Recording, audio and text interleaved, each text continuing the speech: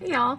So I found this story on my blog that I wrote years ago, like 2016, 2017, from some sort of free writing prompt.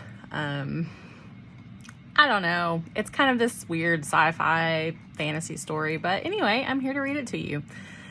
So, it doesn't have a title. Here it goes.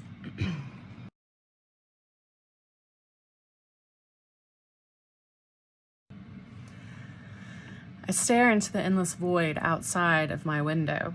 The darkness licks at the edge of the frame, hungry, searching. I should feel fear, but I don't. I should run, but I'm locked in place. My pulse should not be this steady, my body not be this calm. I desire a visceral reaction to this thing blotting out my world, but it doesn't come. I find instead an understanding between it and me. This blackness is alive and holds a piece of me that I'd not realized was missing. Foreign energy courses through my veins and memories flood my consciousness. Visions that are not mine, but are.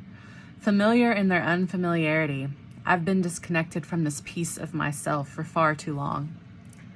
It's time to come home. A voice not unlike mine beckons. The sound slides over me, sweet and sticky like honey. A hand forms from the darkness and rests a palm against the glass. I match my hand to it, a perfect fit.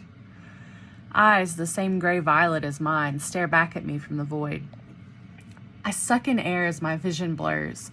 My other hand now rests on the lock on the window, ready to fling it open wide and go. No questions asked. Come, the voice calls again. My fingers snap the lock out of place. A longing deep within me knocks at my consciousness. Against the wishes of the energy coursing through my veins, I channel my might and force one last glance around this place I've called home for so long. A photo in a simple frame catches my eye.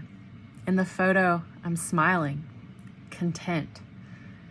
And he looks happy beside me, arms wrapped around my waist, foreheads nuzzling against each other. I love him, I whisper. My heart pounds against my chest. A lump forms in my throat. A single tear trickles down my cheek. I look away from the memory and lock eyes with the form. Tongues of darkness lick around them and reach towards me, ready to consume. I want to stay. My voice rolls out of me like thunder with a power I didn't know I possessed. The dark mass quivers, pulling back, shocked by my defiance. They fight to say something that will change my mind, but only manage a garbled response, as if it is impossible to speak words against my wishes, even now. If you do not go, others may come for you. They may not be as apt to follow your command. The voice is neutral, but I feel the sadness in the words. It does not compare to mine. The overwhelming knowledge of my old life, the world and people I left behind, the piece of me I shed to leave, and the search that ensued after my fall, finally ending here on this morning, all rushed through my vision like a collage. A last ploy by the seeker to change my mind. The bittersweetness of these visions cannot sway the grief I feel at the thought of him returning home to find me gone, whisked away like a wisp of smoke on the breeze, no trace of my existence, no letter of my intention, just gone. It's a sacrifice I'm willing to make. Leave me, I demand, clicking the lock back into place. So be it. The seeker has no choice but to obey what may be my last command. Not all of my memories are intact after cutting myself off from the hive mind, but I know I am someone with power over this seeker. The darkness begins to recede, the hand on the glass lingering, keeping the connection with my fingertips as long as possible.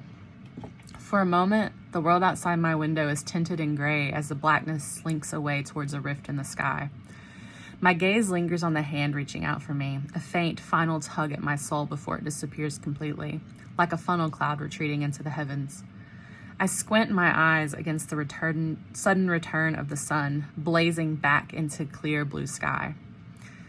My legs give out and I crash to the ground, grasping for a dirty shirt nearby. I clutch it against my chest. His scent triggers the visceral reaction that I was looking for moments ago while staring into the seeker's void. I would not trade this for anything. Here, now, they may come, but they will fall. He is the only one I'm powerless against. All right, that's it. Thanks for listening. If you want to actually read the transcript, it is on my blog at rosies-reverie.com/blog.